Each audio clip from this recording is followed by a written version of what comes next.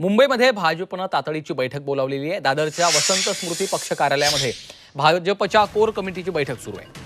मुंबई भाजपमध्ये मोठ्या संघटनात्मक फेरबदलांची शक्यता वर्तवली जाते। आजच्या बैठकीमध्ये फेरबदलांबाबत चर्चेची शक्यता आहे। जिल्हाध्यक्षांसह मुंबई कार्यकारिणीमधील पदाधिकाऱ्यांना देखील पदमुक्त करणार असल्याची सूत्रांची माहिती आहे। येत्या आठवडाभरात मुंबई भाजपामध्ये मोठे फेरबदल अपेक्षित आहेत। मुंबई अध्यक्ष आशिष शेलार, मंत्री मंगलप्रभात लोढा, अतुल भातखळकर, प्रवीण दरेकर, आमदार प्रसाद लाड, आमदार योगेश सागर यांच्यासह कोर कमिटीचे सदस्य या बैठकीला उपस्थित आहेत। ओम देशमुख आमचे प्रतिनिधी सध्या फोनलाईनवरून आपल्यासोबत जोडले गेलेले आहेत। ओम, आपण पाहतोय भाजपनं ही महत्त्वाची तातडीची बैठक बोलावलेली आहे। कुठल्या मुद्द्यांवरती आजच्या बैठकीमध्ये चर्चा होऊ शकते? श्रीकांत, आपण पाहिलं असेल गेल्या आठवड्यामध्ये भाजपनं जिल्हाध्यक्षांना बाजूला केलं होतं। 6 जिल्हाध्यक्ष होते, त्यांना पदमुक्त करणार असल्याची माहिती म्हणजे त्याबाबत सूचना ही जिल्हाध्यक्षांना देण्यात आली होती।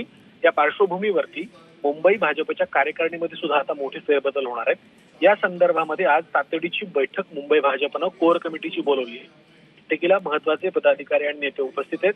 आठवडाभरामध्ये मुंबई भाजप मोठ्या प्रमाणात राजकीय फेरबदल होणार आहेत। पदाधिकाऱ्यांच्या नव्यानं नेमणुका होतील आणि नव्या जबाबदाऱ्यांचं वाटप देखील होणार आहे। खऱ्या अर्थानं लोकसभेच्या दरम्यान मुंबईमध्ये जो काही फटका बसला होता त्यातून भाजपनं कुठेतरी एक नवी टीम बनवण्यासाठी काही नवी पावलं उचलायला सुरुवात केली आहे। प्रदेश पातळीवर देखील अशाच प्रकारचे काही बदल अपेक्षित आहेत। त्याच पार्श्वभूमीवर आज दादरच्या पक्ष कार्यालयात ही बैठक बोलवण्यात आली।